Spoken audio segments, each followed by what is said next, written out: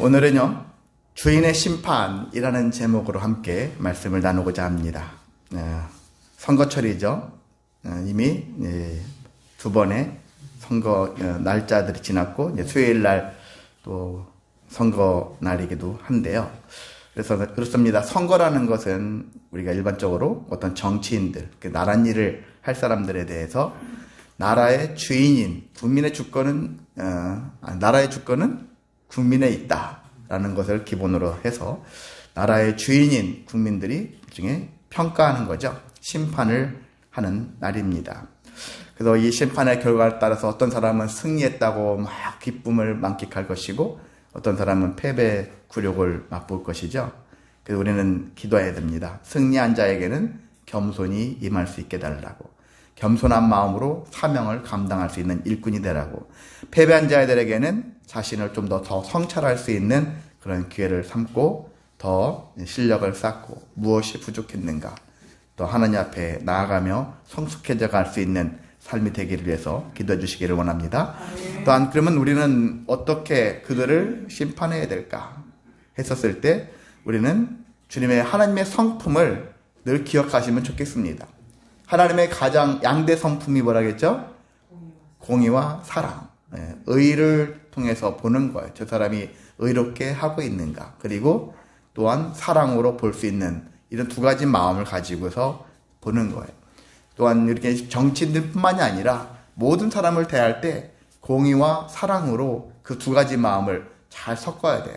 대신에 공의를 버리고 사랑만 해도 안 되고 또한 사랑이 없이 공의만 해도 안 되는 것이죠. 그래서 우리가 공의와 사랑을 적절하게 잘 우리가 지혜롭게 그걸 구분하면서 심판할 수 있는, 판단할 수 있는 그러한 은혜가 있기를 원합니다. 때로는 우리가 심판 결과 투표했는데 내가 뽑은 사람이 안 됐을 때 막 오는 상실감 있잖아요. 저 사람이 되면 안 되는데 그런 마음들이 여러분 들 수도 있어요. 그런데 저도 예전에는 그런 생각이 들었었지만 최근에는 10여 년 동안에는 그 이후에는 그런 생각이 많이 들지 않더라고요. 이 또한 하나님이 역사하시는구나 라는 것들을 봅니다. 너무 막 우리가 생각했던 것보다 앞서서 가려가면 그것이 좋아 보이지만 때로는 따라가지 못하는 사람들이 있으니까 그걸 제동하게 하시는구나 하나님이. 때로는 너무 정체되어 있으니까 또한 막 개혁이라는 걸로 뛰어나가게끔 할 수도 있겠구나. 우리가 봤을 때는 저런 사람이 이렇게 생각이 들 수 있잖아요. 근데 그건 우리 생각이고 하나님의 판단은, 하나님의 역사는 큰 틀로 보면 우리 국민들을 통해서 희한하게 맞아떨어지는 그런 시절에 가장 그래도 그게 맞았다. 그랬으니까 그랬겠구나. 이런 걸로 여러분이 생각하시면은 좀 더 넉넉하게 바라보게 될 수 있을 거라고 생각이 듭니다. 혹시 선거 때문에 스트레스 받아가지고 쓰러지지 마시기 바랍니다. 세상에는 그런 사람들이 분명히 있거든요. 우리는 주 안에서 그런 것들이 더 중요한 것이 아니라 우리한테 더 중요한 것이 있다는 것들을 기억하시기를 원합니다. 무엇이냐면은 교회 안에서는 어떤 개인적인 그런 문제가 아니라 교회는 공동체이거든요. 공동체가 교회라는 어떤 개인이 아닌 그러한 복수의 공동체가 무너지지 않도록 해야 되는 게 중요합니다.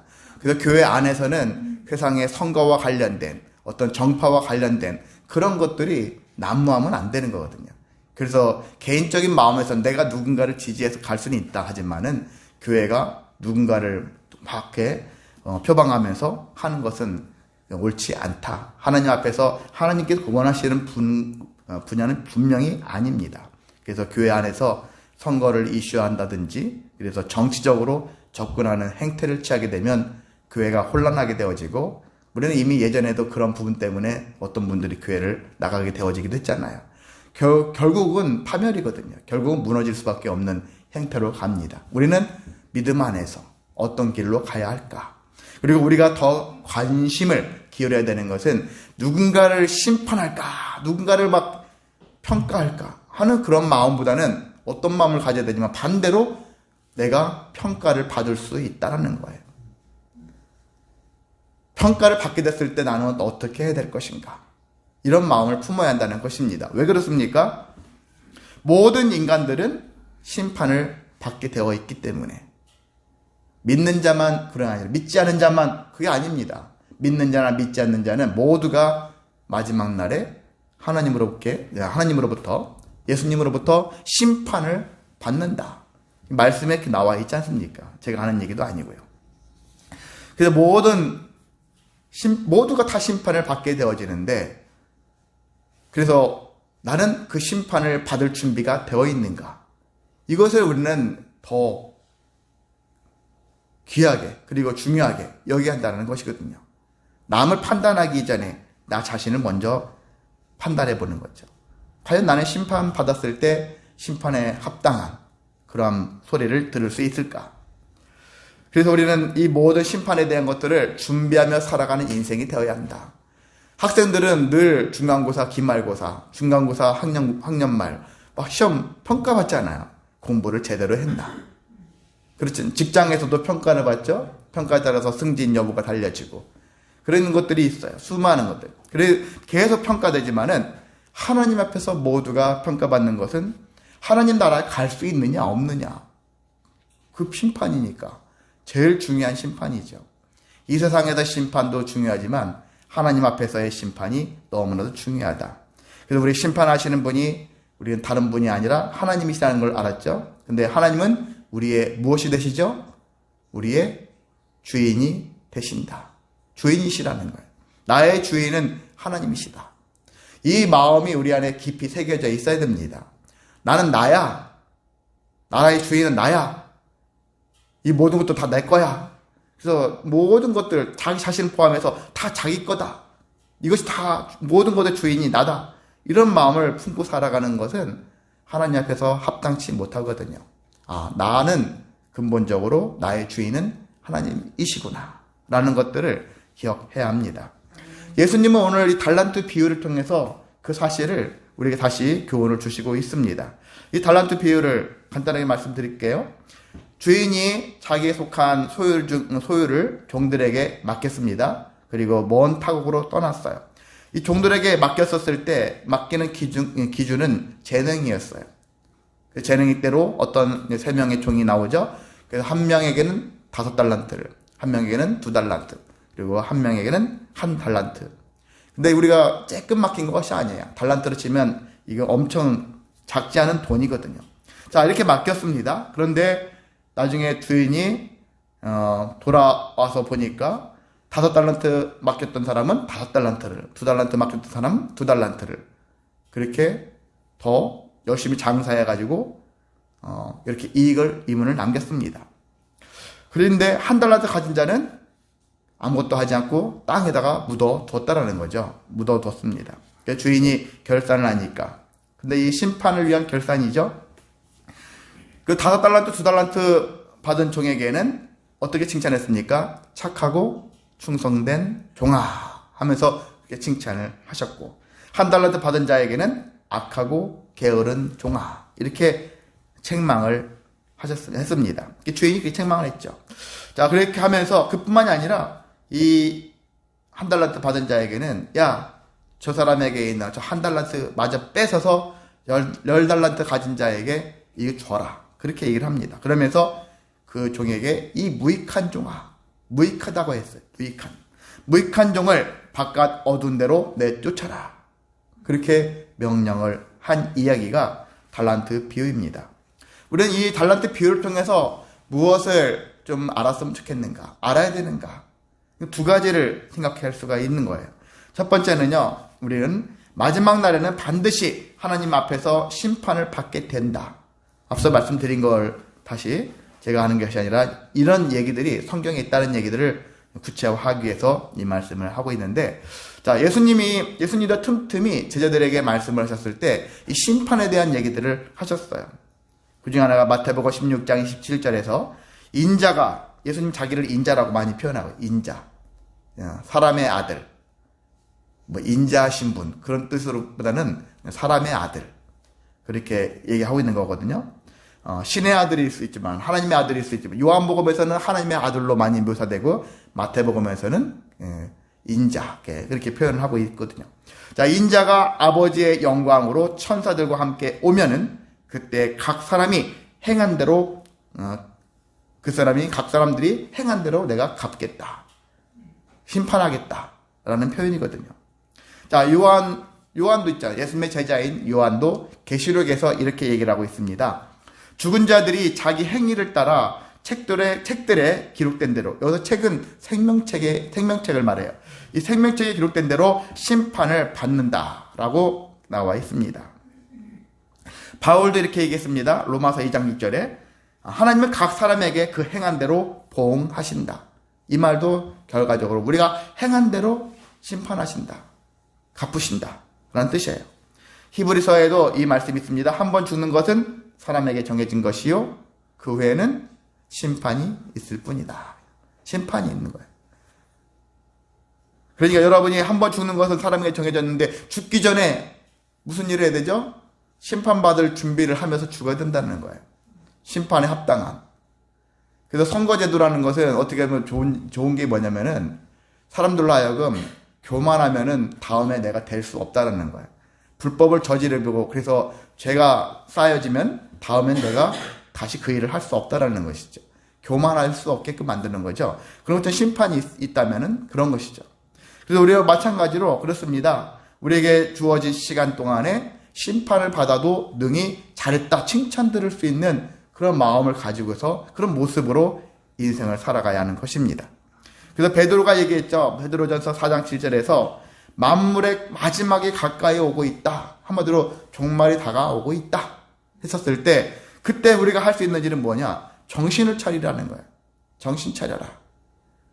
정신을 안 차리면 여기저기서 우리를 물어뜯는 일들이 많고요. 우리를 미혹하는 일들이 많습니다. 여우들이 많습니다. 이리와 늑대와 여우들이 많아요. 주변에. 우리를 파멸시키는 자들입니다. 그것으로부터 분별해낼 수 있는 능력을 가져야 되지 않겠습니까? 그래서 우리 자신도 근신할 줄 알아야 되는 거예요. 같이 들떠가지고 합세해서 그들과 같은 일들을 벌이면 안 된다는 것입니다. 그러면서 기도하면서 살아라. 베드로가 우리에게 가르침을 줬는데 우리가 그렇게 사시기를 원합니다. 자, 정신을 차리세요. 근신하세요. 기도하면서 살아가시기를 원합니다. 어떻게? 왜?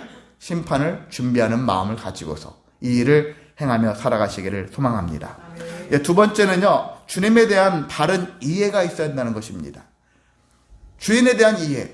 여러분이 어떤 회사를 들어갔다고 쳐요. 학교를 들어가면 학교장의 마음이 중요하거든요. 회사를 들어가면 회사 사장님, 회장님의 마음이 중요하거든요. 왜? 그들의 마음에 먼저 합한 마음을 가져서 그 모습으로 살아가야 해야지만이 인정받을 수 있거든요. 나는 이게 옳다 해가지고 사장님의 뜻을 거스리고 이게 옳으니까 내 마음대로 해버리면 해고당해요. 끝납니다. 아무것도 아닌 짓이 돼버렸죠. 그래서 우리는 주인에 대한 이해가 있어야 한다는 것이죠. 주인에 대한 이해.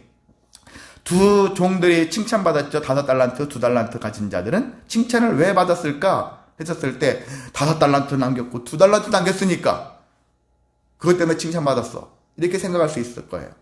근데 그것도 칭찬받을 수 있는 요소가 되지만은 어떤 것이냐?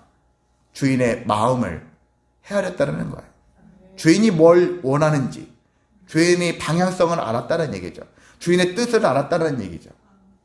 우리가 믿는 자로서 살아갈 때 중요한 게 하나님의 마음을 아는 거거든요.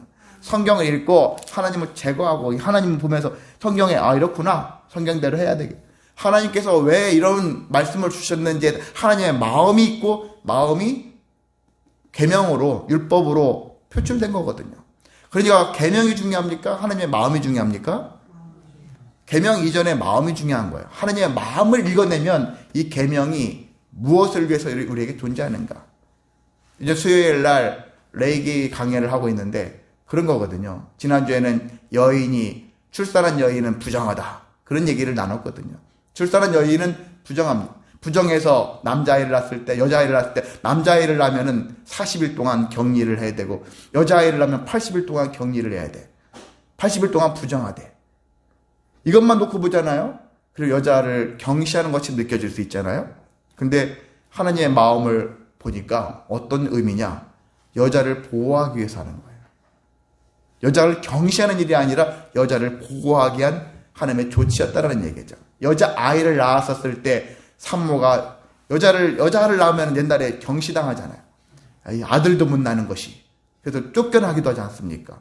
그건 여자의 몫이 아닌데도 불구하고 억울한 일을 많이 당했지 않습니까?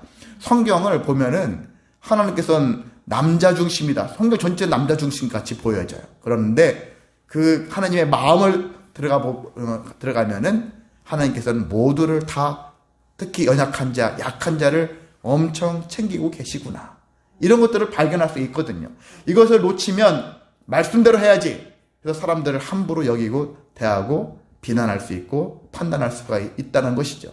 그래서 우리가 말씀도 중요하지만 말씀 이전에 하나님의 마음을 먼저 여러분이 알기 위해서 몸부림치는 삶이 우리에게 더 중요합니다. 그래서 우리는 이 두 종들은 이와 같은 실적 때문에 칭찬받았다기보다는 주인의 마음과 의도를 잘 이해했기 때문에, 그래서 그 말씀대로 순종했기 때문에 이와 같은 칭찬을 받았다라는 것들을 여러분이 더 가슴 깊이 새기시기를 소망합니다. 한 달란트 받은 자 같은 경우는 반대로 왜 책망을 받았을까? 반대죠. 반대는 뭡니까? 주인의 마음을 읽지 못한 거예요. 자기 생각이 강한 거예요. 자기 의식이 더 강한 겁니다. 그래서 보니까 주인이 하는 행태가 마음에 안 드는 거예요. 저 사람은 왜 그래? 그렇게 따지는 거, 생각하는 것이죠. 뭘 상식한 이해를 가지고 있는 것입니다. 그러면서 결과에 연연하는 그런 마음들이 존재할 수밖에 없는 것이거든요. 결과에 연연하게 됐을 때 나타나는 현상 중에 하나는 다른 사람과 비교하는 것이죠. 저 사람과 비교하면서 이 사람이 이랬는데 저 사람 저랬는데 비교를 통해 가지고 자기 자신의 위치를 파악하려고 하는 사람들이 있습니다. 사실 목회자들이 이런 부분들에 많이 걸려요. 저는 성경을 보면 볼수록 하나님이 평신도들을 향한 말씀이기보다는 정말 교회 지도자들이 더 많이 새겨들어야 될 부분들이 말씀 속에 많이 녹아져 있구나 라는 생각을 해봅니다. 그래서 오늘 말씀에 놓고 본다면 목사님들이 큰 교회를 이룬 사람들은 와, 나는 이렇게 그래도 규모 있는 그런 교회를 만들어냈어. 나는 하나님 앞에서 충성된 일꾼이야. 잘했다, 칭찬받았겠지. 이런 마음을 가지고 아마 마음의 기쁨을 가지고 살지도 모르겠습니다. 근데 평생을 목회를 했는데 은퇴하는 시점에도 몇 사람밖에 없는 그런 목회를 하는 사람 입장에서는 어떤 생각이 드냐면은, 저는 실제 그런 분들을 제가 지방에서 뵀잖아요. 그런 고백을 하는 사람들을 봤습니다. 정말 너무나 자기 자신들이 하나님 앞에 서기가 부끄럽다고 이렇게 얘기를 하더라고요. 내가 부끄러운 목회를 했다고 그렇게 얘기합니다. 과연 그게 부끄러운 목회일까? 저는 반문을 해보거든요. 그게 과연 부끄러운 목회일까? 몇 사람밖에 안 했다 해가지고 그 목회자가 하나님 보셨을 때 너는 참 부끄럽게 목회를 했구나. 아유, 이 게으르고 악한 종아. 이렇게 하셨을까? 그건 아니라고 생각이 듭니다. 근데 목회자 중에 스스로가 규모가 너무 작으면 이런 생각을 가진 목회자들이 많다라는 거예요. 근데 여러분도 그런 생각을 갖지 않기를 원합니다. 그게 더 중요한 게 아니거든요. 저 목회자가 얼마나 하나님의 마음을 알기 위해서 몸부림쳤는가. 하나님의 뜻대로 하려고 얼마나 몸부림쳤는가. 그것이거든요. 숫자로 그 목회자를 판단하기보다는 저 목회자가 정말 얼마나 말씀대로 하나님의 마음을 읽으면서 뜻을 파악하면서 하려고 했는가를 여러분이 더 귀하게 여기시기를 원합니다. 이런 풍토가 일어나야 되거든요. 우리나라뿐만 아니라 모든 전 세계적으로 그런 부분들이 있어야 되고, 목회자도 숫자에 연연하지 않고 그래서 정말 제대로 된 목회를, 제대로 된 말씀을, 제대로 된 하나님의 마음을 전할 수 있는 목회자가 되어지기 위해서는 우리 모두가 다 이런 마음을 가져야 한다는 것입니다. 그래서 우리는 이러한 한 달란트 가진 이 종 같은 경우는 그런 마음을 갖지 않았어요. 주인을 자기가 평가를 하는 거예요. 평가받아야 될 자기가 주인을 오히려 평가를 하고 있습니다. 평가 결과가 뭡니까? 당신은 굳은 사람입니다. 굳은 사람이래요. 굳었다는 얘기는 마음이 강팍하다, 그런 의미 있죠. 여러 가지 공동번역, 바른 성경, 쉬운 성경, 현대의 성경의 성경 종류들이 많은데 각각 어떻게 번역했느냐? 무서운 분이다, 엄한 분이다, 완고한 분이다, 지독한 분이다, 이런 식으로 다른 성경에서는 번역을 했어요. 주인 보고 이렇게 평가를 하는 거야, 이 종이. 감히 주인을 평가를 합니다. 이렇게 평가를 하니까, 근데 우리 주인에 대한 잘못된 이해를 가지고 시작하니까 주인이 하는 일이 모든 것들이 마음에 안 드는 거예요. 잘못된 삐뚤어진 마음을 가지고서 대하니까. 여러분도 중요합니다. 여러분도 인생 살면서 어디 단체에 가입되어져서 제일 아래부터 시작해서 올라간다 할 때 아래에서는 대부분 좀 갈고리 같은 마음을 가지고서 임합니다. 저 사장님이, 저 부장님이 좀 부당하게 대화하는 것 같이, 물론 그렇게 하는 사람도 있긴 있거든요. 근데 그런 일을 대할 때마다 내가 다 다친 마음부터 시작하면은 모든 것들이, 그 회사 생활이, 직장 생활이, 단체 생활이 지옥과 같아요. 가고 싶지도 않아. 때는 교회도 그럴 수 있어요. 교회를 갔는데 매번 목회자들이 잔소리하고 또 옆 교우들이 서로가 막 보이지 않게 뭔가 압박을 가는 것 같고, 그럼 다친 마음으로 시작하지 않습니까? 그런 상황에서도 나도 다친 마음으로 시작하면은 문제가 계속 심해질 수밖에 없는 것입니다. 그래서 우리는 이러한 마음들, 그래서 이 한 달란트 가진 자는 주인을 이렇게 평가를 하면서 결과적으로 재물만 밝히는, 그리고 악덕한 주인이다, 이렇게 평가를 한 거예요. 이렇게 평가를 했으니 주인 입장에서 얼마나 황당하겠습니까? 이 종놈이 자기 할 일은 최대한 성실하게 행하지도 않으면서, 주인이 원한 것은 어떤 것입니까? 네가 재능대로 거룩하게, 진실하게, 신실하게 일하라. 내가 너한테 한 달란트 줬으니까 한 달란트 남기라고 그렇게 명령한 것도 아닌데 내게 받은 바 재능을 힘써 하라는 거예요. 여러분도 장사를 보면 알잖아요. 어떤 사람 장사하는데 어떤 사람은 장사가 너무 잘 돼가지고 한 달에 막 몇백, 몇천을 밖에 버는 사람도 있지만, 어떤 사람은 몇십만 원 버는 사람이 있고, 어떤 사람은 몇만 원 버는 사람이 있어요. 장사를 접어야 될까? 그런 게 있거든요. 그 장사 잘 되는 사람만 우리는 막 칭찬하잖아요. 근데 장사를 때는 규모 있게 하는 사람도 있습니다. 조절하면서 절제하면서 하는 사람도 있어요. 더 정직하게, 진실하게 하려고 하는 사람들도 있습니다. 그런 사람들이 더 칭찬받아야 되지 않겠습니까? 수단과 방법을 가리지 않고 어떤 양만 막 채워가는 그런 모습을 가지고서 야, 저 사람을 칭찬해주고, 흔히 1등만 기억하는 세상, 옛날에 그런 얘기 나왔지 않습니까? 1등 하면, 공부 잘하면 인성도 좋은 것 같이 생각이 들잖아요. 근데 우리 전혀 그게 아니라는 걸 알지 않습니까? 숫자로 기억되어지는 것은 오히려 타락할 수 있는, 교만할 수 있는, 욕심이 많아질 수밖에 없는 그런 모습으로 가는 게 더 많습니다. 그게 아니라 수단과 방법이 중요한 것이 아니라, 우리는 불법적인 일이 중요한 것이 아니라 합법적인 일 안에서, 그 성도는 자꾸 합법적인 테두리 안에서 있어야 되는 거예요. 하나님의 쳐놓은 울타리 안에서 자유하면서 인생을 살아가는 것입니다. 가정도, 직장도, 교회도, 모든 것들이 불법을 가까이 하면 안 되는 것이죠. 악인과 가까이 하지 말라는 얘기죠. 의인과 가까이 할 수 있는, 선인과 가까이 할 수 있는, 믿음의 사람과 가까이 할 수 있는 그런 모습들이 우리에게 절대적으로 필요합니다.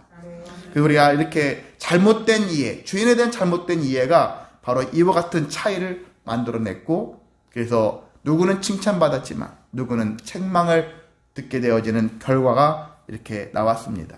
그래서 우리는 어떻게 되느냐? 분별의 능력을 키워야 되고, 말씀을 통해서 이해하는 거예요. 주인이 어떤 분인가? 주인을 자꾸 이해하는 거죠. 주인이 어떤, 사람은 다 선한 의도가 있으니까 그런 마음을 가지고서 말씀 속에서 우리의 주인이신 하나님의 마음을 자꾸 발견하려고 힘쓰고 그 말씀대로 순종할 수 있는 그런 마음들이 우리에게 있어야 하는 것입니다. 말씀을 정리하고자 합니다. 하나님은 우리의 뭐가 되신다고요? 네, 주인이십니다. 그럼 우리는 뭐가 되죠? 종이죠. 네, 종입니다. 우리는 종으로서 그러면 결국 일을 해야 되는 것이죠. 누구의 일을 합니까? 하나님의 일을 하는 거예요. 근데 예수님께서 우리에게 말씀하셨어요. 하나님의 일이라는 것은 일반적으로 교회 와서 청소도 하고, 교회 와서 밥도 하고, 교회 와서 또 사람들을 섬겨주고, 또 구제도 하고, 여러 가지 선교도 하고, 나누기도 하고, 수많은 일들이 다 하나님의 일이기도 합니다. 근데 최고의 일을 예수님께서 말씀하셨거든요. 어떤 날에 사람들이 예수님한테 묻습니다. 우리가 어떤 일을 해야지, 하나님의 일을 일이라면 어떤 일을 해야 됩니까? 했었을 때 예수님이 하신 얘기는 아버지께서 보내신 내 아들을 믿는 것이 하나님의 일이다. 아멘. 여러분은 다른 뭔가를 막 하는 것이 일이라 생각하잖아요. 믿는 것도 믿는 일이라 하잖아요. 믿는 일. 믿는 것도 일이거든요. 제일 중요하고 제일 큰 일이 믿는 일이다. 누굴 믿으라겠습니까? 예수 그리스도를 믿어라. 예수님을 믿어라. 하나님이 보내신 예수를 믿어라. 그게 하나님의 아들이시면서 곧 하나님이신 것을 믿어라. 이게 가장 큰 일이라는 거예요. 아멘. 두 번째 일이 무엇일까요? 의롭게 사는 일이에요. 의롭게 사는 일. 이건 이미 제가 몇 달 전에 작년엔가 말씀을 드렸던 거예요. 그리고 여러분이 주보 제일 아래쪽에 보면은 여기에 뭐 있습니까? 신앙인의 3대 행위가 나와 있죠. 이미 답을 다 주보에도 나와 있지만은요. 나와 있는데 두 번째가 의롭게 사는 일이에요. 의롭다라는 얘기는 어떤 의미지? 의롭다라는 얘기는 죄를 멀리하는 거예요. 죄를 짓지 않는 거예요. 흔히 경찰이 왔을 때 여러분이 뭔가 막 숨기고 싶고 도망가고 싶고 그러면 죄를 지은 거잖아요. 또 경찰 아니더라도 양심이라는 것도 있잖아요. 내 양심이 죄를 지을 수도 있거든요. 윤리적으로 도덕적인 죄도 있지 않습니까? 죄라고 여길 수 있는 것들을 누군가를 미워하고 누군가를 저주하는 것도 경찰이 잡아가지는 않을 거예요. 그런데 하나님 보셨을 때는 합당치 않은 거예요. 미워하고 싫어하고 막 저주하고 하는 행위. 이것도 어떻게 보면 죄예요. 내가 그런 마음을 품지 않는 거죠. 이런 것들까지도 이걸 이제 의롭게 사는 것이다. 의롭게 하는 일이다. 이것을 해야 합니다. 그리고 마지막으로는 선한 일이라는 거죠. 선한 일이라는 것은 착한 일. 남을 배려하고 도와주고 섬겨주고 하는 일. 근데 여러분이 이것들 체계를, 제가 여러분들 체계를 많이 얘기하는데 체계를 세워야 돼요. 제일 중요한 게 믿는 일. 그 다음 중요한 게 나를 의롭게 자꾸 만들어가는 일. 세 번째가 선한 일이에요. 교회는 착한 일을 많이 해야지. 맞는 얘기예요. 그런데 믿는 일을 등한시하고 나를 의롭게 만들어가는 일을 등한시하는 것은 그 등한시한 상태에서 착한 일만 한다. 그건 교회로서 합당치 못합니다. 제일 중요한 대로 믿는 일을 제일 많이 행해야 될 것이고 그 다음에 자기를 의롭게 그 다음에 선한 일을 베풀어가는 삶이 우리에게 너무나도 중요하거든요. 자, 여러분이 생각해 보세요. 여러분이 개인 한 심령인데 내 안에 가장 깊은 곳에 무엇이 존재해야 되죠? 가장 중요한 곳에 믿음이 중요하다. 예수님을 믿는 믿음이 내 안에 보이지 않아요. 제일 깊은 곳에 있으니까. 그 믿음을 감싸는 게 뭘까요? 의를 통해서 감싸라는 거예요. 의로 그 믿음을 감싸라고요. 그리고 겉으로 드러난 것은 무엇이죠? 선이에요. 착한 거예요. 그래서 우리가 봤을 때, 쟤 참 착하구나. 쟤 소리가 드러난 면들을 가지고 얘기하는 거예요. 저 사람이 의로운지 믿음이 좋은지는 솔직히 몰라요. 어떻게 합니까? 믿음 좋은지, 저 사람이 죄를 안 짓고 의로운지 우리는 알 수 없어요. 근데 겉으로 봤을 때는 저 사람이 착한지 나쁜지 뭐 이런 것들을 판단하지 않습니까? 근데 이것이 이러한 구조를 가지고서 여러분이 신앙생활을 하기를 원합니다. 평생 하나님 나라 갈 때까지 그래, 내 깊은 곳에는 믿는 일을, 그것을 믿는 것을 우리는 의로 감싸고 그리고 선한 옷을 입어서 많은 사람들에게 결과적으로 보여지는 건 선한 일인데 이런 모습의 형태를 취하면서 인생을 살아가신다면 여러분이 온전한 하나님이 기뻐하실 만한 일들을 행하면서 하나님의 은혜를 받으며 살아갈 수가 있습니다. 아멘. 이거 반대로 하면 안 되는 거예요. 착한 일은 안에다 집어넣고 의를 중간에 싸고 믿음을 겉으로 드러내게 되잖아요. 잘못하면 뭐가 되냐? 위선을 떨 수 있어요. 위선자가 될 수 있어요. 위선의 모습이 드러납니다. 근데 반대로 해야 돼요.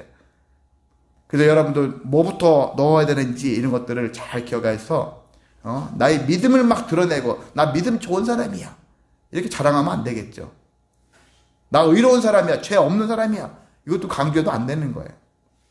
그건 내 안에 깊은 곳에서 깊은 곳에 존재하게 되어지고 그걸 감싸고 있으면은 내가 그런 사람인 것을 다른 사람들이 알아줘요. 굳이 내 입으로 나는 믿음 좋고 나는 의로운 사람이다 라고 안 해도 됩니다.